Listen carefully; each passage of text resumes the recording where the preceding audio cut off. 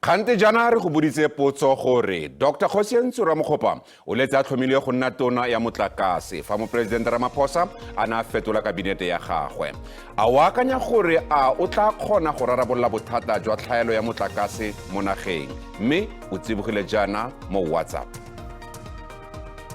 O tla kgona fa fela ka nna ke monokeng e feletseng ebile go se ke ga nna le bogodu mo lefapheng la gagwe le mo setheong sa Eskom. Diphetogo tsa maabane tse di ditseng ke presidente a na ra kgotsofala lebella mengwaga ya Nkosazana Dlamini Zuma yona minister wa development ya youth ka dijara tse di kana a le more than 70 years o irang go ma youth ne tsentse go tle mongonyana o ka reng o matjatonyana o monnyanyana o le kana le nna o reng ke bentsa tsere nna once. Dr. Kgosientsho Ramokgopa o tlo re thusa o tlo tlisa tharabollo mo mathateng a rena lona a motlakase ke na le tshepo e tletseng mo go ena.